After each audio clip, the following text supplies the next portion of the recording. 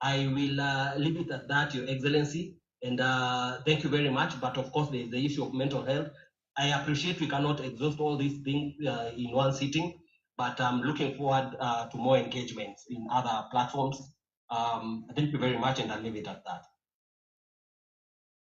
Thank you. The final question of the free ex-councillor. Good evening, everyone. You can hear me? Yes, please go ahead. My first request to the host and the co-host, please do not give the elected people the chance to speak, one of them a lion.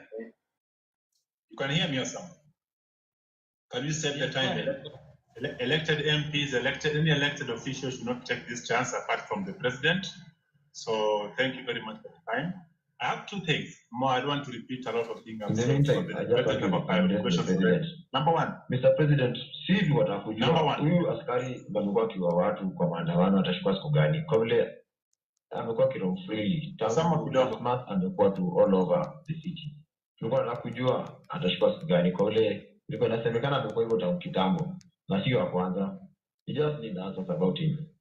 Thank you. Okay, he will answer that plus Councillor. Councillor, finish, please. Thank you. Yeah, my question is to the president. Why is it that the things you're asking about today are not new things? They're things you did promise in your campaign, and the other time you're being played with videos of you saying the same thing. You had to find a way of not listening to those videos. The one thing that you promised us, one of them is corruption. Your people around you, you've addressed this one. You can't tell me out of the 100 people you have around you, 90% are corrupt or have story of corruption, and you are doing nothing about it. I'm a medic by profession, and the issue of NHIF, which is moving now to shift. I read the last 2 days of bill of millions, 300 millions, another 900 million today, disappearing to wrong or fake claims.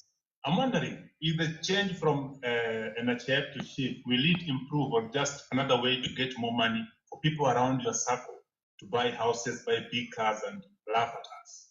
Now, Mr. President, you're here. Those are about 2 questions. Now let's have the president answer. We don't have a lot of time. We have not wing. They need to ask questions to the president. Please let the president respond to that. If we get a chance, another chance, we'll leave those for that. Very much. Thank you very much, good people. Let me start with the gentleman. I didn't get his name from Mosul. That gentleman says we have too many lies flying all over the place. Let me just put it clearly. So many people have spread this story about